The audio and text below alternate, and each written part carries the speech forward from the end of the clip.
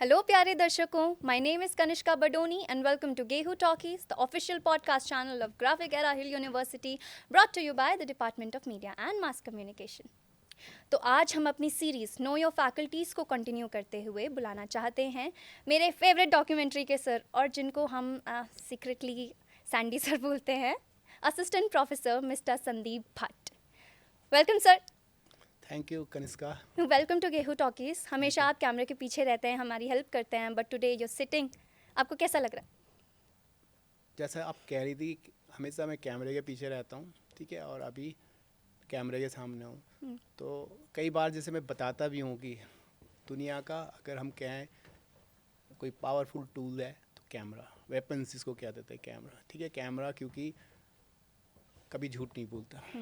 Camera हमेशा क्या जो सच है उस सच्चाई को बताता है, ठीक है. अगर मुझे लग रहा है कि मैं नर्वस हूँ तो कैमरा ये कैप्चर करेगा कि मैं नर्वस हूँ, ठीक है ना. तो कैमरा हमेशा ये चीज़ें पकड़ लेता है, ठीक है. और कैमरे के सामने आने से इसलिए बहुत सारे लोग इसीलिए थोड़ा सा कि वो कहीं जो उनके जहन में चलता है कि मेरी सच्चाई क्या है, वो सच्चाई उस कैमरे के सामने ना आ जाए. Yes definitely. ठीक है ना. लेकिन दूसरा एक और जो आप पूछ रही हो, दूसरा एक और भी है कि कैमरा कॉन्शियस, ठीक है ना. वो दिमाग के अंदर कहीं ना कहीं साइकोलॉजिकली बन जाता है कि कोई एक मशीन मुझे कैप्चर कर रही है, ठीक है. तो वो दिमाग के अंदर चलती रहती है और वो जो नर्वसनेस होती है वो उसके साथ उसके उस मशीन के आप आगे हो तो इसलिए वो हो पाती है, ठीक है ना. बाकी लोगों से नहीं होती है नर्वसनेस, जो आपके आसपास होते हैं. नर्वसनेस होती है जो ये जो खतरनाक जिसको हम कहते हैं वेपन, जो बाहर लोग देखेंगे, ठीक है, जो बाहर लोग, दिमाग के अंदर ये भी होता है कि मुझे यहाँ के अलावा कुछ और लोग भी देख रहे हैं. अगर ये जहन में है आपके कि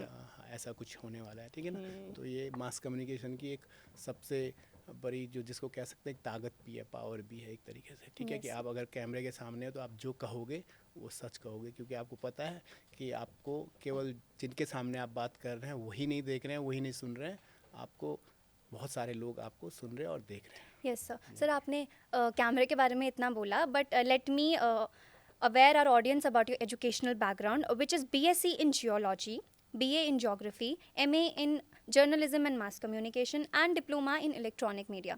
So पहले Geography अपना फील्ड चुन के फिर आप Mass Communication में आपने स्विच किया.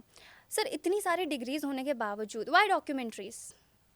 देखो डिग्रीज ये तो परिस्थितियाँ जैसी होती है, ठीक है ना. जिस वक्त आप स्कूल से पास आउट होते हैं और आप सोचते हैं कि आप कहाँ जाना चाहोगे, उसके लिए फिर आपको आप कौन सा फील्ड आप सोचते हो कि आपके लिए उपयुक्त होगा, ठीक है ना. तो वो उस वक्त की परिस्थिति क्या होती है. तो ज्योग्राफी या जियोलॉजी मेरी उस वक्त की परिस्थिति थी. जिस इलाके से मैं आता हूँ वो पहाड़ियों से घिरा हुआ है और हमेशा प्रकृति के आसपास रहने, पहाड़ों को देखने से मुझे लगा क्यों ना इन पहाड़ों के बारे में और ज़्यादा जानकारी ली जाए, ठीक है ना. कैसे ये पहाड़ बनते हैं, कैसे ये हिमालय बनता है, कैसे ये घाटियाँ बनती है, क्या ग्लेशियर्स क्या होते हैं. तो उस वक्त दिमाग में ये सारी चीज़ें चलती रही. तो मुझे लगा कि मुझे और बारीकी से अपने पहाड़ों को समझना चाहिए. तो मैंने लगा कि भूगर्भ शास्त्र जो जियोलॉजी जो आप कह रहे हैं, तो मैंने उस वक्त BSc जियोलॉजी से की और फिर मैंने ज्योग्राफी से मास्टर किया और फिर जो मेरा जो diploma journalism and mass communication और फिर जो इलेक्ट्रॉनिक मीडिया से आप कह रहे हैं डिप्लोमा, क्योंकि जो ये फील्ड है पूरा ये विजुअल कम्युनिकेशन का फील्ड है ना. इसमें आप ऐसा नहीं है कि पेंटर की तरह नहीं हो, आप एक राइटर की तरह नहीं होगी. एक पेन और कॉपी ले लिया आपने और आप कुछ लिखने लग गए, अपने आप को एक्सप्रेस करने लग गए. इसमें आपकी डिपेंडेंसी इक्विपमेंट्स बेस हो जाती है, ठीक है. और अगर इक्विपमेंट्स हैं तो फिर आपको एक स्किल आपको बनानी पड़ेगी, एक स्किल्स, ठीक है. वो कैमरे किस तरीके से काम करते हैं, किस तरीके से क्या, इनको आपको समझना पड़ेगा, ठीक है. तो उसके लिए आपको ट्रेनिंग की ज़रूरत है. और वो दौर जिस वक्त हम पास आउट होके आए थे, जिस वक्त हमने सोचा था कि हम मीडिया के फील्ड में आएंगे, तो उस वक्त इस तरीके के स्कूल्स वगैरह नहीं थे जहाँ आपको या इस तरीके की फैसिलिटीज़ नहीं थी जहाँ आप खुद कुछ चीज़ें सीख सकते थे. वहाँ पर आपको कहीं ना कहीं किसी ट्रेनिंग स्कूल से, ठीक है ना, वो चीज़ें सीखनी होती थी। तो इसलिए वो डिप्लोमा जो इलेक्ट्रॉनिक मीडिया का डिप्लोमा है वो इन सारी चीज़ों के लिए, कि किस तरीके से कैमरा काम करता है, किस तरीके से एडिटिंग होती है। क्योंकि अगर आप विजुअल्स, ऑडियो विजुअल्स के थ्रू कुछ बताना चाहते हैं तो इसके लिए जो आपके वेपन्स हैं, जो आपके टूल्स हैं, उनको सीखना ज़रूरी है, ठीक है ना। तो why documentary in the sense documentary, मेरा सीधा डॉक्यूमेंट्री मतलब इस फील्ड में आना ये काफ़ी देर बाद हुआ। शुरुआत में जब मैं अपना मास्टर डिग्री करके मैं इस फील्ड में अपने कैरियर बनाने के लिए दिल्ली गया, तो शुरुआत में मैंने एक छोटी न्यूज़ एजेंसी के साथ काम शुरू किया। उस न्यूज़ एजेंसी में हम लोग न्यूज़ फीचर्स हम ज़्यादा बनाते थे, हार्ड न्यूज़ वहाँ पर कम थी, न्यूज़ फीचर। और न्यूज़ फीचर का जो नेचर है वो कुछ हद तक डॉक्यूमेंट्री की तरह है, कि अब आपके पास न्यूज़ फीचर के लिए वक्त होता है, रिसर्च के लिए वक्त होता है, आप थोड़ा उस जिस भी विषय पे आप, सब्जेक्ट पे आप वो फीचर बना रहे हैं, जो भी लोग उस फीचर से जुड़े हुए लोग हैं उनको जानने का मौका मिलता है। तो आपके पास तो वो थोड़ा सा डॉक्यूमेंट्री से रिलेटेड था न्यूज़ फीचर्स, ठीक है। तो फिर डॉक्यूमेंट्री में इस तरीके से थोड़ा सा इंटरेस्ट बढ़ गया कि क्यों ना, क्योंकि न्यूज़ फीचर्स अगेन वो सेकंड ऑफ जो सेकंड लाइन ऑफ न्यूज़ कह सकते हैं हमको उनको, ठीक है। न्यूज़ अगर आपकी 30 सेकंड की है, 50 सेकंड की है, तो न्यूज़ फीचर हम कह सकते हैं 5 मिनट 4 मिनट की है। तो उसमें भी कुछ लिमिटेशन है न्यूज़ फीचर्स में भी। डॉक्यूमेंट्री में फिर आप जिस भी इशू पे, जिस भी सब्जेक्ट पे आप कन्वे करना चाहते हैं, उसके बारे में उस इशू को रेज़ करना चाहते हैं, उसमें आपके पास बहुत वक्त होता है। केवल प्रोडक्शन के लिए वक्त नहीं होता, बल्कि उसमें जो स्क्रीन टाइम है, आप 30 मिनट 52 मिनट्स में अपनी बात लोगों तक पहुंचा सकते हैं। लोगों की बात जो है टेलीविज़न के थ्रू या जो भी प्लेटफॉर्म है जहां डिसेमिनेट हो रही है वहां लेके जा सकते हैं, ठीक है ना। तो डॉक्यूमेंट्री का न्यूज़ फीचर से मेरी जो मतलब डॉक्यूमेंट्री की तरफ जो इंटरेस्ट हुआ वो न्यूज़ फीचर से हुआ। और सर वो इंटरेस्ट ने आपको PSBT which is public service broadcasting trust, उसके साथ 200 से ज़्यादा डॉक्यूमेंट्रीज़ में आप उसके साथ काम किया। तो मतलब कैसा लगता है आपको, क्योंकि आपका इंटरेस्ट तो कभी डॉक्यूमेंट्री था ही नहीं, आई थिंक सो। शुरू में हाँ वही देखो, ऐसा है कभी भी ऐसा नहीं हो सकता हम फिक्स इंटरेस्ट लेके हम आगे नहीं बढ़ सकते हैं। किसी के भी लाइफ में ऐसा नहीं हो सकता कि उसने एक गोल बना लिया, ठीक है, और इंटरेस्ट की बात है। इंटरेस्ट फिर अगेन जैसे वातावरण में, जैसे माहौल में आप आगे बढ़ते हैं, अगर आप फर्म नहीं हो, ठीक है ना, आप शुरू से ही अगर आपको लग गया कि ठीक है मुझे एक आर्टिस्ट बनना है, एक सिंगर बनना है, एक स्पोर्ट्स पर्सन बनना है, ठीक है, तब आप उसके पीछे लग जाते हो। लेकिन ये जो क्रिएटिव फॉर्म ऑफ आर्ट्स हैं, ठीक है, इसमें आप जैसे जैसे आगे बढ़ते हैं फिर आप कुछ चीज़ें आपको आगे जाने के बाद कुछ चीज़ें आपको और लगता है कि इसमें आप अच्छा कर सकते हैं, तो आप उसको अपना लेते हैं, ठीक है ना, उस फील्ड में आप चले जाते हैं। तो जो PSBT है, पब्लिक सर्विस ब्रॉडकास्टिंग ट्रस्ट, ठीक है ना, उससे पहले जैसे मैंने बताया कि मैं 10-12 साल न्यूज़ फीचर जो जो जो जो एजेंसी थी उससे जुड़ा हुआ था, ठीक है ना। और फिर मुझे PSBT public service broadcasting trust जो दूरदर्शन की एक तरीके से, दूरदर्शन में जितनी भी उस वक्त डॉक्यूमेंट्रीज जो जो जो दिखाई देती थी वो PSBT के थ्रू ही वो डॉक्यूमेंट्रीज जो है उसमें ब्रॉडकास्ट होती थी दूरदर्शन में, ठीक है ना। तो और PSBT का जो मैंडेट भी था वो ये था कि कैसे जो इंडिपेंडेंट डॉक्यूमेंट्री फिल्म मेकर्स हैं, नए डॉक्यूमेंट्री फिल्म मेकर्स हैं, ठीक है, इंडिपेंडेंट, जिनकी कंपनियां नहीं है, जिनके पास जो है बजट नहीं है, जिनको लगता है कि उनको फंडर नहीं मिल पा रहे हैं, जिनको इन्वेस्टर नहीं मिल पा रहे हैं, लेकिन ऐसे जो यूथ जो फिल्म स्कूल से बाहर आ रहे थे और उनको लगता था कि वो किसी इशू के ऊपर डॉक्यूमेंट्री बना सकते थे, उनके लिए एक प्लेटफॉर्म था PSBT। तो PSBT में मेरा जो खास रोल था वो एडिटोरियल रोल था। हमारे पास जो PSBT में साल में हम 2 बार कॉल फॉर प्रपोजल इनवाइट करते थे। उसमें पूरे देश के कम से कम 1000-2000 जो है जो यंग फिल्म मेकर्स थे वो अपने प्रपोजल्स भेजते थे। तो उन प्रपोजल्स की स्क्रूटनी होती थी, सारी की सारी स्क्रूटनी, ठीक है ना। लेकिन इससे पहले मैं एक छोटी सी बात कहना चाहता हूँ कि अगर आप किसी भी फील्ड में जाना चाहते हैं, लेकिन उस फील्ड के बारे में अगर आपको अपनी समझ बनानी है तो उस फील्ड को समझना पड़ेगा, ठीक है। तो खासकर डॉक्यूमेंट्री, अगर आप एक डॉक्यूमेंट्री फिल्म मेकर बनना चाहते हैं, ठीक है ना, या एक फिल्म मेकर बनना चाहते हैं या एक विजुअल कम्युनिकेटर बनना चाहते हैं, तो आपको बहुत सारी डॉक्यूमेंट्रीज़ या ऐसे ऐसे प्रोग्राम देखने होंगे, ठीक है, फिल्में देखनी होगी आप, क्योंकि फिल्में जब आप देखते हैं, डॉक्यूमेंट्रीज जब आप देखते हैं, तो फिर आप बहुत सारी चीज़ें समझते हैं, ठीक है। हर एक डॉक्यूमेंट्री फिल्म और हर एक सिनेमा, चाहे वो कमर्शियल सिनेमा हो चाहे वो डॉक्यूमेंट्रीज हो, ठीक है, उसमें जो भी डायरेक्टर उसमें काम कर रहे हैं, हर एक डायरेक्टर का अपना एक स्टाइल होता है, ठीक है ना, और वो स्टाइल रिफ्लेक्ट करता है उसकी उस क्रिएटिविटी में, ठीक है, उस प्रोडक्शन में, उस डॉक्यूमेंट्री में, ठीक है, किस तरीके से वो एक इशू को कैसे वो प्रेजेंट कर रहा है, किस तरीके से रिप्रेजेंट कर रहा है एक इशू को। हो सकता है कि अलग अलग डॉक्यूमेंट्री फिल्म मेकर्स, अलग अलग फिल्म मेकर्स एक ही इशू को अलग अलग ढंग से वो प्रेजेंट कर सकते हैं। तो हमें, अगर हम डॉक्यूमेंट्रीज देख रहे हैं या फिल्म देख रहे हैं, तो वहाँ पर ही सीखने को मिलता है कि आगे अगर आप इस फील्ड में काम करना चाहते हैं, तो आप जिस वक्त काम करोगे, ठीक है ना, इन फ्यूचर, उस वक्त आपको ये लगेगा हाँ ठीक है। हम ये नहीं कह रहे हैं कि रिप्लिकेट करो, हम ये नहीं कह रहे हैं कॉपी करो, लेकिन उस वक्त थोड़ा सा आपको अंदाज़ा हो जाता है, ठीक है, कि कैसे हम उसको ट्रीट करेंगे। तो मुझे बहुत शौक़ रहा पहले से ही बहुत सारी फ़िल्मों को देखने का, डॉक्यूमेंट्रीज़ को देखने का, किताबों को पढ़ने का। मैंने बहुत सारी किताबें पढ़ी है जब जब जब वक्त मिलता था, जब अपनी मतलब जब ग्रेजुएशन या पोस्ट ग्रेजुएशन के वक्त तक बहुत सारी किताबें पढ़ी है मैंने। साहित्य की भी पढ़ी है मैंने, यात्रा से संबंधित बहुत सारी किताबें पढ़ी हैं, ठीक है।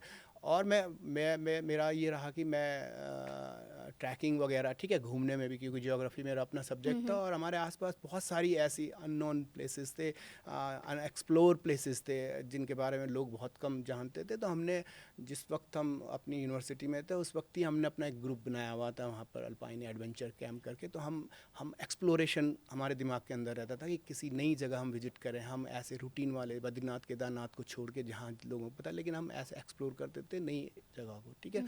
तो ये चीज़ हमारे दिमाग में रही, हमारे ग्रुप के दिमाग में रही। तो सबसे पहले अगर डॉक्यूमेंट्री और उसमें जाना है, तो आपके अंदर ये क्यूरियोसिटी होनी चाहिए, एक्सप्लोरेशन आपके दिमाग के अंदर होना चाहिए, ठीक है ना। डॉक्यूमेंट्री के थ्रू भी आप क्या कर रहे हो, एक यात्रा कर रहे हो। आप किसी भी सही पे अगर डॉक्यूमेंट्री बना रहे हो, किसी सब्जेक्ट पे डॉक्यूमेंट्री बना रहे हो, किसी इशू को रेज कर रहे हो, किसी पर्सनैलिटी के ऊपर डॉक्यूमेंट्री बना रहे हो, तो आप उस पर्सनैलिटी की लाइफ को समझने की कोशिश कर रहे हो। तो ये भी एक तरीके से एक्सप्लोरेशन है। डॉक्यूमेंट्री का एक बेसिक ये चीज़ है कि explore and finding the truth, ठीक है, Yes. With using the facts, हम जिसकी बात करते हैं, ठीक है ना। तो वो होना चाहिए। तो वो कैसे आएगा आपको, कि आप जब जितनी डॉक्यूमेंट्रीज, जितनी फिल्में, जिस भी फील्ड में आप जा रहे हैं, वो देखोगे, और हर एक डॉक्यूमेंट्री या हर एक फिल्म आपके लिए किताब की तरह है, Yes. ठीक है ना। आप केवल सब्जेक्ट को नहीं समझ रहे हो, आप उस फिल्म मेकर को भी समझ रहे हो। उस फिल्म मेकर की क्या क्या किस तरीके से वो, उस फिल्म मेकर वो कैसे उसको ट्रीट कर रहा है, उस सब्जेक्ट को ट्रीट कर रहा है, ठीक है ना। तो ये मेरे पास था, ये मेरे को जब PSPT मैंने ज्वाइन किया, तो उससे पहले मेरे पास इस तरीके का बहुत सारा, उस तरीके का Experience. हाँ स्पेस और अनुभव हो चुका था। मतलब अच्छा. क्योंकि मैं जो न्यूज़ एजेंसी थी हमारी, तो उसमें ऐसा नहीं था कि कोई भी ऐसा प्रोडक्शन नहीं था जिसमें मैं इन्वॉल्व नहीं था। और छोटी न्यूज़ एजेंसी थी, तो वहाँ पर आपका जो हम कहते हैं क्रू मेंबर की, ठीक है ना, हम कहते हैं रिस्पॉन्सिबिलिटी, तो वहाँ पर ऐसी फिक्स रिस्पॉन्सिबिलिटी नहीं थी। वहाँ पर जब भी ज़रूरत पड़े, आप स्क्रिप्ट राइटर भी हो वहाँ पर, आप इंटरव्यूअर भी हो वहाँ पर, आप एडिटर भी हो वहाँ पर, आपकी अगर आवाज़ अच्छी है तो आप वॉइस ओवर आर्टिस्ट भी हो वहाँ पर, ठीक है ना। तो आपको कैमरा भी करना है, क्योंकि छोटी न्यूज़ है। तो ये सारी चीज़ें हम सीख चुके थे। छोटी न्यूज़ एजेंसी का ये थोड़ा सा एक बेनिफिट ये होता है कि क्योंकि लोग कम होते हैं, तो आपको मौका मिलता है। फिर एडिटिंग, मेरा पहले से ही एडिटिंग मुझे बहुत अच्छी लगती थी। तो जब भी कोई भी एडिटर, जब मैं शुरू में गया, और उस वक्त तो ऐसे एडिटिंग जिस तरीके से हम आज कर रहे हैं, उस तरीके का ना, वहाँ पर एडिटिंग शूट होता था, प्रॉपर एडिटिंग होती थी। तो मैं पीछे से बैठ जाता था। कोई भी जो अच्छे एडिटर्स जो काम करते होते थे, मैं उनको देखता था किस तरीके से वो सीक्वेंसिंग कर रहे हैं, किस तरीके से शॉट्स सिलेक्शन कर रहे हैं, ठीक है ना, एक शॉट के बाद किस तरीके से, तो एडिटिंग। तो ये सारा जो मेरा अनुभव था 2012-13 से पहले, फिर PSBT में मुझे मौका मिला। वहाँ पर मैं जैसे कह रहा हूँ कि एडिटोरियल, मतलब हम लोग प्रपोजल आते थे, और प्रपोजल को हम स्क्रूटनाइज करते थे। उसमें किस तरीके की, बेस्ड ऑन द थीम्स, उस साल की क्या थीम्स थी, ठीक है। तो बजटिंग उसमें किस तरीके की है, ये ट्रीटमेंट किस तरीके का है। तो ये बहुत सारी चीज़ें जज करनी पड़ती है, क्योंकि आपको फिर 1000 अगर आपके पास प्रपोजल आए हैं, ठीक है ना, और उस 1000 प्रपोजल में से out of those 1000 proposal you have to scrutinise up to 52, ठीक है, क्योंकि एक साल 52 वीक होते थे, तो 52 हमें, तो अगर आपके पास 1000 प्रपोजल आ रहे हैं, ठीक है, तो ऐसा नहीं हो सकता कि स्क्रूटनी अगर करनी है तो आपको 1000 प्रपोजल पढ़ने पड़ेंगे, ठीक है ना। तो टीम थी, तो टीम में से कुछ प्रपोजल मेरे हिस्से में भी आ जाते थे कि भाई मुझे, तो जब हम वो प्रपोजल पढ़ते हैं, प्रपोजल का मतलब क्या होता है कि किस इशू पे, थीम, हमारी ये थीम है, इस थीम में सिनॉप्सिस किस तरीके से लिखी हुई है किसी भी फिल्म मेकर्स की, ठीक है ना, क्या अगर इसकी सिनॉप्सिस क्या है, सिनॉप्सिस में हमें बेसिक पता चल जाता था ये फिल्म मेकर्स किस इशू को रेज कर रहा है, क्या वो जो भी जो सिनॉप्सिस में और जो हमारी थीम में है क्या सिंक्रोनाइज है, कुछ बन पाएगा इससे। फिर हम विजुअल ट्रीटमेंट भी उनसे मांगते थे, तो हमें ये देखना पड़ता था, वो तो that was the in writing and we have to visualise कि इस राइटिंग का, इस स्क्रिप्ट का, ठीक है ना, इससे फिल्म निकलेगी कि नहीं निकलेगी। जब वाइल रीडिंग दोज प्रपोजल हम हमेशा दिमाग में ये रखते थे कि ये लिखा हुआ क्या फिल्म में चेंज हो पाएगा नहीं हो पाएगा, ठीक है। तो बहुत सारी चीज़ें वहाँ पर सीखने को मिली। फिर हमारे पास जो है वो बड़ा इंटरेस्टिंग होता है, क्योंकि अगर आप देख रहे हैं, अगर आप एक डॉक्यूमेंट्री देख रहे हैं तो एक डॉक्यूमेंट्री देख रहे हैं, लेकिन हमें जब डॉक्यूमेंट्रीज हमारे पास रफ कट आती थी, ठीक है ना, तो रफ कट में हम देख रहे थे कि जो उसने अपने प्रपोजल में लिखा उसको किस तरीके से उसने उसको विजुलाइज किया, ठीक है, इम्प्लीमेंट किस तरीके से किया, ठीक है। तो बहुत सारी चीज़ें समझने को मिलती है उस वक्त। हम लर्निंग पॉइंट होता है वो, जब आप देखते हैं आपने किसी एक फिल्म मेकर, एक फिल्म डायरेक्टर का, ठीक है, उसका प्रपोजल भी देखा है और उसके बाद उससे बात भी की है और वो इतना इंथुसियास्टिक है, ठीक है, कि मैं ऐसा करूँगा वैसा करूँगा, और फिर उसके बाद आपका उसका फर्स्ट रफ कट देख रहे हैं, तो फिर समझ में आता है कि क्या जो लिखा था, जो उन्होंने बताया और फिल्म में क्या है, तो बहुत फ़र्क होता है, ठीक है। लेकिन वो फिर एक तरीके से हम लोगों के लिए जो एडिटोरियल डिपार्टमेंट होता है उसके लिए एक बड़ा वैसा जॉब हो जाता है, लेकिन वो लर्निंग पॉइंट भी होता है कि आप देखते हैं कि आपके पास 100 फिल्में आई हैं और 100 आपने प्रपोजल्स देखे, 100 आपने सिनॉप्सिस देखी, ठीक है, और उसके बाद आप रफ कट देख रहे हैं उसमें, और फिर आपको उसमें रफ कट में आपको फिर कंपेयर करना है, ठीक है, उसमें आपको चेंज भी करवाना है उसमें कि जो आपने लिखा था, कुछ किया था। फिर हमारे पास बहुत सारी चीज़ें होती थी, क्योंकि अगर ये डॉक्यूमेंट्री फिल्म दूरदर्शन के लिए जा रही हैं तो दूरदर्शन के अपने कोड्स हैं वहाँ पर, ठीक है ना, बहुत सारे कोड्स होते हैं। एक तो सेंसरशिप होती है, सेंसरशिप तो रहेगी हर एक डॉक्यूमेंट्री की, ठीक है, अगर सेंसर सर्टिफिकेशन है भी, सेंसर सर्टिफिकेशन उसको सही मिला भी है, तो भी हर एक चैनल की अपने कोड्स होते हैं, ब्रॉडकास्ट कोड होते हैं, तो ठीक है, तो वो भी हमें देखना पड़ता था उस वक्त कि भाई अगर इसने इस इशू को किसी का इंटरव्यू लिया है, ठीक है, इस स्टेटमेंट में या इस विजुअल्स में या ऐसी पिक्चर्स, एनिमल्स की पिक्चर्स, इस तरीके कोई भी जो उससे, ठीक है, उसमें क्या इसने फिल्म मेकर ने वो जो दूरदर्शन के कोड्स हैं वो मेंटेन किए हैं कि नहीं किए हैं, तो बहुत सारी चीज़ें, ठीक है। लेकिन वो पर्सनल जर्नी, फिर मैं जैसा कह रहा हूँ कि हर एक फिल्म, हर एक डॉक्यूमेंट्री हमारे लिए एक यात्रा की तरह होती थी, ठीक है ना, एक यात्रा की तरह। यस सर, आपकी बातों से लग रहा है एडिटर का बहुत ज़्यादा काम होता था। बट सर डॉक्यूमेंट्री ऐसा नहीं है कि केवल जेंसीज के साथ ही है, बट ओवर द जनरेशन्स भी हमने देखा है कि डॉक्यूमेंट्री फिक्शन से थोड़ी कम लोग पसंद करते हैं। तो आपको क्यों लगता है कि ऐसा क्यों होता है? मतलब एज अ आप एडिटर भी रहे हैं तो आप बता पाएंगे। अगर वो आर्टिस्ट है, क्रिएटिव पर्सन है, तो वो सेंसिटिव भी होगा, ठीक है ना। तो डॉक्यूमेंट्री में थोड़ा सेटिस्फैक्शन ये मिलता है डॉक्यूमेंट्री में कि हर एक फिल्म मेकर, मुझे लगता है, जहाँ तक मुझे लगता है, ठीक है ना, चाहे हम सत्यजीत रे की बात करें, चाहे हम और दूसरे फिल्म मेकर्स की बात करें जिनको हम classic film maker, legends film makers कहते हैं, ठीक है ना, उन्होंने कभी ना कभी अपनी ज़िंदगी में इस तरीके की डॉक्यूमेंट्रीज ज़रूर बनाई। इनफैक्ट जो जो जब पहला मूवी कैमरा इनोवेट हुआ था, ठीक है ना, ल्यूमरे ब्रदर्स ने, जिस वक्त सिनेमेटोग्राफ्स हमारे पास आए, ठीक है ना, और हम we were able to capture moving image, वो पहली फिल्में ही डॉक्यूमेंट्रीज थी जिनको हम एक्चुअलिटीज़ कहते हैं, ठीक है ना, फिक्शनल, और दूसरा जो सिनेमा है वो इट कैम मच लेटर, ठीक है ना। तो जो हमारी क्यूरियोसिटी रही फिल्म मेकर की या the person behind that camera, ठीक है, उसकी क्यूरियोसिटी क्या रही कि कैसे मैं रियलिटी को कैप्चर करूँ, मेरे आसपास क्या हो रहा है, उसने उसी को कैप्चर किया ना। डॉक्यूमेंट्री की जेनेसिस जो है, जो बर्थ ऑफ डॉक्यूमेंट्री इसी सोच पे है। The the thinking behind the documentary ना, कि मेरे आसपास क्या हो रहा है, क्यूरियोसिटी के ऊपर है वो सारा का सारा। तो अगर अगर डॉक्यूमेंट्री में आप क्या कर रहे हैं कि आप इश्यूज़ को रेज कर रहे हैं, ठीक है ना। डॉक्यूमेंट्री का फिर जैसे मैं पहले बता रहा था आपको कि चाहे सिनेमा है, एड फिल्म है, ठीक है, डॉक्यूमेंट हर एक जो फॉर्म है, इस फॉर्म का अपना मोटिवेशन है, अपना पर्पस है। लेकिन डॉक्यूमेंट्री का एक ख़ास रोल है, ठीक है ना। अब वो ख़ास रोल है, वो कह रहा है कि हम जो है इस फॉर्म से, ठीक है, मूवी फॉर्म से, सिनेमैटिक टेक्निक से, सिनेमैटिक फॉर्म से हम इश्यूज़ को रेज करेंगे, ठीक है ना। अब ये नहीं कह सकते हम कि ये पॉपुलर नहीं है, ठीक है ना, क्योंकि इसका अपना मकसद है। Either documentaries educating, creating awareness, informing people, ठीक है, और जो एक तरीके से हम कह सकते हैं कई अनहर्ड वॉइसेस को वो प्लेटफॉर्म दे रही है, ठीक है ना। अब इसमें पॉलिटिकल भी हो सकते हैं, सोशल इश्यूज़ भी हो सकते हैं, बहुत सारे इशू, हेल्थ से रिलेटेड बहुत सारे इश्यूज़ भी हो सकते हैं, ठीक है ना। तो फिर इनके लिए क्या होगा कि अगर मार्केट की बात करें, ठीक है ना, जो आप कह रही थी कि डॉक्यूमेंट्री के लिए जो है जो इतना ऑडियंस, ठीक है ना।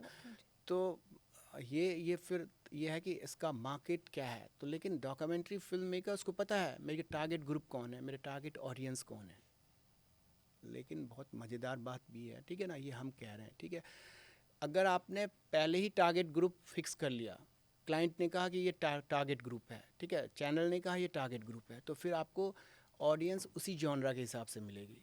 वो हर फॉर्म में, अगर कमर्शियल सिनेमा में भी फिर आप ये नहीं कह सकते कि सारी फिल्में पॉपुलर फिल्म है, सारी ऑडियंस एक जॉनरा के लिए मिली हुई है, इसलिए वहाँ पर जॉनरा बना हुआ है ना। आप कुछ लोग एक्शन फिल्म्स देखते हैं, ठीक है, तो इसका मतलब उनकी जो ऑडियंस है वो भी डिवाइड हो गई।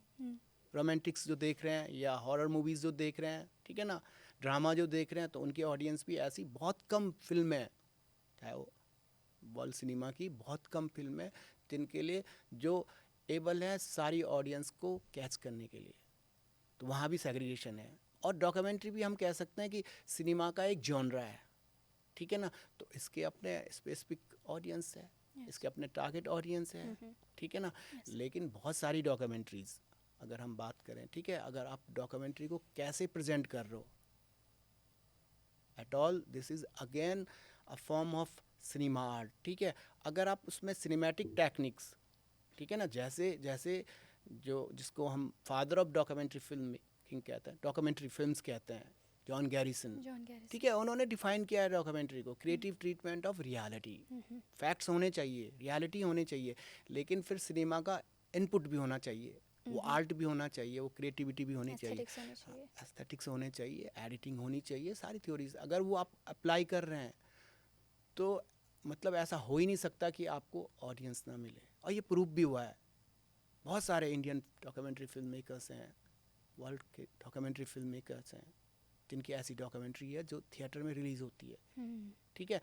वो रिलीज़ इसलिए भी होती है कि चलो ठीक है उसमें कोई बर्निंग इशू को वो दिखा रहे हैं, लेकिन उसके अलावा आप केवल इशू तो आप कहीं भी पढ़ सकते हैं, ठीक है। अगर कोई प्रॉब्लम हो रही है, कुछ सोशल अवेयरनेस की बात है, आप न्यूज़पेपर से रीड करके उसको आप समझ सकते हो। लेकिन अगर आप फिल्म के थ्रू देख रहे हो तो आप फिल्म में क्या कह रहे हो कि उसमें सिनेमैटिक आर्ट भी होना चाहिए उसमें। तो जो भी डॉक्यूमेंट्री फिल्म मेकर अगर किसी इशू को रेज कर रहा है with using this cinematic art, तो ये इसमें ऐसा हो ही नहीं सकता कि उसको ऑडियंस ना मिले, ठीक है ना। बहुत सारी फिल्में हैं, इवन इनफैक्ट अगर हम कहें नानुक ऑफ द नॉर्थ उस दौर की, ठीक है ना, जो फर्स्ट जिसको हम कह सकते हैं फीचर लेंथ जिसको हम कह रहे हैं, फिल्म डॉक्यूमेंट्री नॉन फिक्शनल जिसको कह रहे हैं, वो ब्लॉकबस्टर रही है उस वक्त की। तो ब्लॉकबस्टर का मतलब जो फ्लैटी थे उन्होंने वो स्टाइल से उसको जैसे ट्रीट किया, जैसे कमर्शियल फिल्म मेकर्स ट्रीट करते थे, फिक्शनल प्रोड्यूसर डायरेक्टर्स ट्रीट करते थे अपने सिनेमा को, वैसे ही उन्होंने उस डॉक्यूमेंट्री को उस तरीके से आर्टिस्टिक फॉर्म में ट्रीट किया सब्जेक्ट इशू। तो अगर ये है, ठीक है। तो दूसरा ये है कि क्योंकि डॉक्यूमेंट्री क्यों हम ऑडियंस की बात कर रहे हैं या क्यों मार्केट की बात कर रहे हैं, क्यों उतना हम पॉपुलराइज है नहीं है, ठीक है, ये सेकंड। लेकिन ये आप अगर उस डॉक्यूमेंट, क्योंकि दिमाग के अंदर बन गया है, ठीक है, कि डॉक्यूमेंट्री में बस केवल क्या होगा, voice over narration, bombarding of information, ठीक है, वो डॉक्यूमेंट्री है, बोरिंग बोरिंग बोरिंग नहीं। लेकिन अभी कई डॉक्यूमेंट्रीज, कई नए डॉक्यूमेंट्री फिल्म मेकर्स, वो जिस भी इशू को प्रेजेंट कर रहे हैं, they are presenting those issues through this medium very well, Yes, sir. ठीक है, और बहुत हिट भी हो रही है, बहुत Yes, सारी। sir, yes. आप आप आप देख लीजिए जितने भी OTT प्लेटफॉर्म पे है, ठीक है, बहुत सारी डॉक्यूमेंट्रीज़ है, बहुत सारी डॉक्यूमेंट्रीज़ हैं, और उनको बहुत सारे लोग देख भी रहे हैं, ठीक है। तो बात यह है कि आप, ठीक है, आप सोशल कॉज के साथ, अपने सेटिस्फैक्शन के साथ, जो आप कैसे आप ये बैक टू सोसाइटी, ठीक है, और एक फिल्म मेकर हैं, एक इशू पे बात करना है, कहीं पानी की प्रॉब्लम है, कहीं अनजस्टिस हो रहा है, कहीं आपको लगता है कि कोई नई जगह है, इसको एक्सप्लोर करना चाहिए, ठीक है, ऐसी जो जो थीम्स डॉक्यूमेंट्री की। लेकिन अगर आप उसको अच्छे ढंग से प्रेजेंट करोगे, आप तो डॉक्यूमेंट्री नहीं, आप तो फिल्म मेकर हो ना, आप तो एक्चुअल में फिल्म मेकर हो, आपको एडिटिंग आती है, आपको कैसे शॉट्स लेने ये आते हैं, you know the camera angles किस तरीके से यूज़ होने चाहिए, जितनी भी सिनेमैटिक टेक्निक्स है, ठीक है ना। अब डॉक्यूमेंट्री मतलब वो सब्जेक्ट हो गया, अब उस सब्जेक्ट को आप डॉक्यूमेंट्री की तरह ट्रीट करोगे तो डॉक्यूमेंट्री बनेगी, ठीक है ना, अगर आपके दिमाग में पहले से एक ही। लेकिन और अगर आप, लेकिन उसमें 100% अपना जो भी जो सिनेमैटिक टेक्निक्स आप यूज़ करते हो, ठीक है, वो करके दे रहे हो उस तरीके से, प्रॉपर शॉट्स, लाइटिंग, एक्सपोज, ठीक है ना, वहाँ पर उस तरीके से कर रहे हो, तो अब वो 100% जो भी आप क्रिएट करोगे उसको ऑडियंस ज़रूर देखेगी, है ना। Yes. तो ये है कि कैसे प्रेजेंट करना है हमें। तो लेकिन हमारे पास जो जो जो इससे पहले जो हम जिस तरीके से डॉक्यूमेंट्रीज, क्योंकि बजट भी एक बड़ा कंस्ट्रेंट होता है, ठीक है ना, डॉक्यूमेंट्री के लिए, तो आप उस तरीके की बजट सिस्टम था नहीं। लेकिन अभी अभी हमारे पास बहुत सारे जो जो जो प्लेटफॉर्म्स हैं हमारे पास, खास कर नए जो डॉक्यूमेंट्री फिल्म मेकर्स हैं, ठीक है, आप लोगों के पास, ठीक है, स्टूडेंट्स जो हैं, आप लोगों के पास अगर आइडिया है, ठीक है, आप डॉक्यूमेंट्री करना चाहते हैं किसी भी उसमें, ठीक है, तो आपके पास बहुत सारे प्लेटफॉर्म्स हैं, आपके पास ऑनलाइन प्लेटफॉर्म। पहले अगर डॉक्यूमेंट्री आपको बनानी थी तो या तो आप किसी डिपार्टमेंट के लिए बना रहे हो, ठीक है ना, किसी स्टेट्स के लिए बना रहे हो, गवर्नमेंट के लिए बना रहे हो, ठीक है, या किसी चैनल के लिए बना रहे हो, ठीक है। लेकिन अभी अगर आपके पास थीम है, आप सारी अपनी क्रिएटिविटी निकाल के उस डॉक्यूमेंट्री पे डाल सकते हैं, आप अपनी सिनेमैटिक क्रिएटिव, टेक्निकल क्रिएटिविटी भी, और प्लस जो जो जो जो दूसरी जो कैसे किस तरीके से प्रेजेंट करना है उसको, वो क्रिएटिविटी अगर आप कर रहे हो, तो आपके पास बहुत सारे OTT प्लेटफॉर्म है, समझ रहे हो ना, बहुत सारे फिल्म फेस्टिवल्स हैं जहाँ आप अपनी अपनी जो जो भी जो शोकेस आप बेच सकते हैं, ठीक है ना। तो पैसे की प्रॉब्लम नहीं है, हर साल कमर्शियल सिनेमा की तरह डॉक्यूमेंट्रीज का भी मार्केट बन रहा है, समझ रहे हो ना। Yes. बल्कि जो कमर्शियल सिनेमा है, वो हम रियलिज्म की बात कर रहे हैं, वो उस तरफ, ठीक है, कमर्शियल सिनेमा को हम, चाहे बैटमैन की बात कर लें फॉर एग्जांपल, ठीक है, या कई और दूसरी फिल्में हैं, ठीक है, जिसमें हमने क्या देखा है, documentary style of film making, ठीक है ना, हैंड हेल्ड कैमरा। तो आप जब वहाँ आप देख रहे हैं कि डॉक्यूमेंट्री स्टाइल एडॉप्ट हो रहा है, तो आप डॉक्यूमेंट्री में क्यों नहीं उस तरीके की फिल्म बनाएं कि जो आपकी ऑडियंस जो है उसको उसको देखें, एक मार्केट मिल पाए, Yes. है ना। Yes, sir. हाँ। सर आपकी इंडस्ट्री एक्सपीरियंस तो हमने सुने, but now coming to academics, how did you convince yourself to shift to academics? मैं कुछ चीज़ों को लक पे छोड़ देता हूँ, ठीक है, कुछ चीज़ें ऐसी है, let the things go, let the things go, ठीक Luck है। by chance. और आप ज़िंदगी को ऐसा प्लान करके नहीं चल सकते हो, आप ये नहीं कहोगे कि ऐसा कि, मैं बहुत सारे लोगों को, जब मैं दिल्ली गया भी था तो मैं जब रिसर्च भी कर रहा था, मैं एक बहुत मतलब देश के जाने माने आर्टिस्ट के साथ मैंने जब अपनी कॉलेज ख़त्म की, एज ए इंटर्न मैंने उनके साथ काम किया, तो वहाँ कोई, तो वो मुझसे कहने लगे कि चलो नो, अभी तुम यंग हो, ठीक है, अपना 5 साल का प्लान बना के चलो, कि 1 साल बाद क्या करोगे, 2 साल बाद क्या करोगे, 3 साल बाद क्या करोगे। ये मैनेजमेंट्स के प्रिंसिपल हो सकते हैं, रूल्स हो सकते हैं, लेकिन ये लाइफ के नहीं हो सकते हैं, ठीक है। आप कितना भी प्लान करो, ठीक है, जहाँ जाना होगा, मुझे अनुष्का और इन लोगों से, तुम लोगों से मिलना था, तो यहाँ, ठीक है। हुआ क्या कि जो हमारी एजेंसी थी वो थोड़ा, उसमें कुछ दूसरी चीज़ें हो रही थी, और मुझे भी लग रहा था, क्योंकि कि जितना अभी तक जो भी, ठीक है, क्योंकि देखो डॉक्यूमेंट्री फिल्म मेकिंग या एनी फॉर्म ऑफ आर्ट, उसमें हर दिन आप क्या कुछ ना कुछ सीखते हैं, वहाँ आप ऐसा अपने आप को मास्टर नहीं कह सकते हैं, ठीक है ना।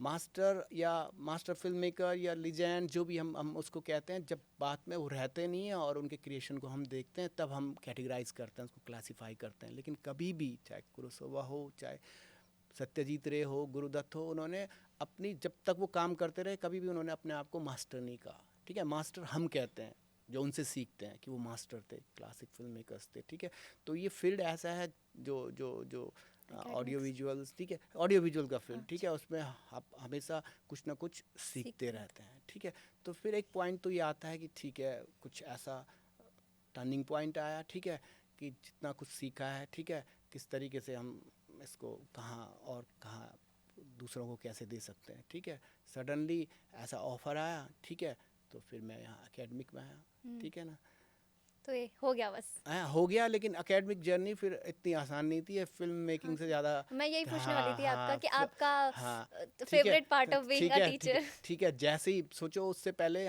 मैं तो हमेशा always I was behind the camera. ठीक है ना, अब इंटरव्यू कर रहे हैं तो आप बिहाइंड कैमरा। ठीक है, तो इस तरीके से तो अब यहाँ क्या हुआ कि भाई 50 बच्चे हैं, ठीक है, मास कम्युनिकेशन नहीं है यहाँ। लेकिन मास कम्युनिकेशन में सोच सकता हूँ, ठीक है, मास कम्युनिकेशन में क्या हो रहा है कि टीवी एंकर या जो भी कैमरे के सामने है, उसको जो फेयर है वो कैमरा फेयर है, कॉन्शियस है, कैमरा कॉन्शियस है। ठीक है, उस तरीके से वो कुछ देर में हो भी सकता है। और अगर ये इसको फोबिया भी कहते हैं। ठीक है ना, कैमरा फोबिया, ठीक है, स्टेज फोबिया और कैमरा फोबिया है, बहुत सारी सेलिब्रिटीज़ जो इस तरीके से, तो वो तो हट सकता है। लेकिन यहाँ पर तो हम 50 लोगों के सामने, 40 स्टूडेंट्स के सामने, आप अभी आपने कभी इंटरेक्शन हुआ नहीं और आप एक थीम लेके, तो मुझे तो जब शुरू में मैं यहाँ पर आया तो मुझे एक क्लास होती थी प्रोफिशिएंसी, जनरल इलेक्टिव। ठीक है, इलेक्टिव कहाँ? उसमें जितने भी कोर्स हमारी यूनिवर्सिटी में जितने भी बच्चे पढ़ते हैं वो ऑप्ट कर सकते थे। तो जो जी वाला जो मेरा पहला बैच था, उसमें 250 स्टूडेंट्स। सोच लो, जैसे ही मैं इस फील्ड से उस फील्ड में आया और मुझे जो है एलटी में उतने 250 बच्चे देख रहा हूँ, और वो भी फर्स्ट सेमेस्टर के। ठीक है, स्कूल से यहाँ आए हुए, कोई बीसीए का है, कोई मैथ्स का है, कोई अलग अलग स्ट्रीम्स के सारे बच्चे थे। तो वो धीरे धीरे फिर मुझे भी मज़ा आना लग गया। ठीक है ना, फिर क्योंकि ऐसा होता है कि अगर आपके पास बताने के लिए है, समझाने के लिए है, तो ठीक है, तो बच्चों के साथ फिर उस तरीके से। और सबसे बड़ी बात ये थी कि कुरिकुलम, ठीक है ना, एकेडमिक बिल्कुल दूसरा फील्ड है। आपको अगर क्लास में आना है तो आपको पूरी तैयारी करके आना है, और आपको कुरिकुलम पे और सिलेबस पे भी फिक्स रहना है। आपको ये भी पता करना है कि क्या मुझे पढ़ाना है। तो मैं शुरू 2-3 साल तो मैं रात 1-1 बजे तक दूसरे दिन के लेक्चर की तैयारी करता रहता था। घर वाले परेशान हो जाते थे कि क्या कर रहा है, लेकिन वो मुझे पता था कि कॉन्फिडेंस कैसे आएगा। ठीक है, या मैं बच्चों के साथ जस्टिफाई कर पाऊँगा नहीं कर पाऊँगा आगे। तो 2 बजे रात तक मैं अपने लेक्चर्स तैयार करता, क्योंकि मुझे भी ABCD पता नहीं थी, बहुत सारी चीज़ें। क्योंकि आप फील्ड में जो ज्ञान करते हो, फील्ड में तो फील्ड की तरीके से हो रहा है, लेकिन अगर आपको बच्चों को बताना है, स्टूडेंट्स को, ठीक है, उस तरह की पढ़ाई करनी है, तो आपको खुद पहले समझना होगा, आपको थ्योरीज समझनी होगी, आपको जो पुराने थ्योरिस्ट थे, एकेडमिशियंस थे, ठीक है, जो सब्जेक्ट में है, उनको खुद समझना होगा, तभी आप लेक्चर। तो शुरू में थोड़ा चैलेंज भी रहा ये, ठीक है, लेकिन धीरे धीरे फिर ठीक है। आज भी हर क्लास से पहले सारी फैकल्टीज़, मुझे लगता है सारी फैकल्टीज़, ठीक है ना, चाहे हम कितने भी साल हमें एकेडमिक में हो जाएं, 20 साल हो जाएं, 10 साल हो जाएं, लेकिन हर क्लास, हर दिन एक नई क्लास होती है उनकी। ठीक है, और उससे पहले वो चाहे वो सब्जेक्ट कब से पढ़ा रहे होंगे, ठीक है, लेकिन हर दिन वो उनके लिए एक चैलेंज की तरह होता है कि मुझे क्या पढ़ाना है। ठीक है, तो तैयारी करके आता है। ठीक है, तो ये फिर एक तरीके से लर्निंग, कई नई चीज़ें। फिर मैं कंपेयर भी करता था कि फील्ड में जो चीज़ें हम अप्लाई कर रहे हैं वो थ्योरी में कैसी है। ठीक है, तो फिर मैं बताता भी हूँ इस तरीके से, जो मेरा जो वे ऑफ टीचिंग है, ठीक है ना, वो इस तरीके का है। मैं थोड़ा सा उनको रियलिटी भी, ठीक है, उसको मैंने क्या किया, लिंक कर दिया। मैंने एकेडमिक पार्ट को और जो फील्ड का एक्सपीरियंस है मेरा, उसको लिंक करके आज भी फर्स्ट बैच, सेकंड बैच जो मैंने बच्चे पढ़ाए हैं और जो फील्ड में हैं, तो वो आज भी फ़ोन करके कि सर आपने ये बताया था, हाँ अभी हम फील्ड में, आज तक मैं उसमें, ठीक है ना, अभी ये प्रॉब्लम हो रही है, कैसी हो रही है। ठीक है, तो वो आपको फिर इंटरलिंक करना पड़ेगा, जो इंडस्ट्री है प्लस जो एकेडमिक है। सर, कंक्लूडिंग दिस, मेरा बस एक क्वेश्चन आपसे, आपका फेवरेट बैच कौन सा है? अभी जो करंट बैचेस हैं उनमें से फेवरेट बैच कौन सा है? ठीक है, देखो ये तो हवा, देखो ये वेव्स हैं, ठीक है, हवाएं चलती रहती है। ठीक है, हवा आई, अभी हमें पता नहीं ना अभी कब तक है। ठीक है, एक हवा ठीक लग रही है, दूसरी हवा आएगी, तीसरी हवा। लेकिन मैं जो इम्पोर्टेंट बात जो मैं बात कर रहा हूँ, ठीक है, अभी मुझे सबसे अच्छा क्या लग रहा है, पिछले 2 साल से 3 साल से, ठीक है, पहले भी था, जो बच्चों ने, जो स्टूडेंट्स ने, दे इनिशिएटिव्स जो उन्होंने लिए हुए हैं, ठीक है। और अभी मुझे बिल्कुल भी नहीं लग रहा कि मैं यहाँ पर टीचर हूँ। जिस तरीके से जितनी भी जो तुम्हारी टीम है यहाँ पर, ठीक है, पॉडकास्ट की टीम है, ऐसा लग ही नहीं रहा कि हम वी आर at college, ठीक है, at this media and mass communication department. I have this kind of feeling that this is a purely professional setup, ठीक है. Each and everyone, you student are doing your work very professionally, ठीक है ना. सारी चीज़ें ऐसा लग रहा है वहाँ पर. तो ये सबसे ज़्यादा खुशी होती है एक फैकल्टी को, ठीक है, एक मेंटर को, एक फैकल्टी को, जब वो अपने स्टूडेंट्स को इस तरीके से एक्टिव देखता है जिस फील्ड में वो जाना चाहते हैं, ठीक है. वो सबसे सेटिस्फैक्शन का पार्ट ये होता है कि जब वो देखता है उनको, they are in action, whatever we are teaching them in the classroom, they are employing them into the field, ठीक है. और ये दिस इज़ अ लैब, ये तो लैब है आपकी, ठीक है. तो हर एक जितने भी यहाँ पर हैं सब, और आज से नहीं, it has, I have been observing it since 2-3 years, जब से BJ5 आया था पहले 2-3 years, ठीक है. आपने पहले BJ5 आपने 2 and 3 years बोला ना, तो I think BJ5 should be proud of this. ठीक है, ठीक है, वो तो है. वो तो देखो ऐसा है, कुछ चीज़ें ऐसी है वो बताने की नहीं होती हैं, ठीक है ना. वो है तो है, ठीक है. और ये हर बैच हो सकता है. देखो, फेवरेट का मतलब क्या होता है, जब आप कुछ कर रहे हो, एक्शन में हो, ठीक है. फेवरेट तभी बनते हैं आप टीचर के लिए, ठीक है, जब आप एक्शन करो, आप एक्शन कर रहे हो, ठीक है. और आप लोगों जो लेगेसी आप रख रहे हो, ये आप लोगों ने इन्वॉल्व किए हैं जो फर्स्ट सेमेस्टर के, ये मुझे लग रहा है ये लेगेसी बहुत आगे जाएगी. हम रहे ना रहें, ठीक है, मतलब टीचर रहे ना रहें, लेकिन ये लेगेसी जाएगी, ठीक है ना. ये गेहूं talk is not part of, ये फैकल्टी का नहीं है, ये स्टूडेंट्स का है, ठीक है ना, तुम लोगों का है सारा का सारा, ठीक है. ऐसा. Thank you so much sir, thank you so much कि आप पहले तो माने कि आप यहाँ पे कैमरा के सामने बैठ के हमसे बातचीत करेंगे, और फिर आपने जो हमसे बातचीत की. Thank you so much sir. So this was our podcast, this was a conversation. Know your faculties की सीरीज़ आगे भी जारी रहेगी, तो प्लीज़ गेहूं टॉकीज़ के चैनल पे जाइए और नो योर फैकल्टीज़ की पूरी सीरीज़ देखिए और हमारे पुराने पॉडकास्ट भी देखिए. तब तक के लिए मैं आपसे विदा लेती हूँ. My name is Kanishka Badoni, signing off. Thank you.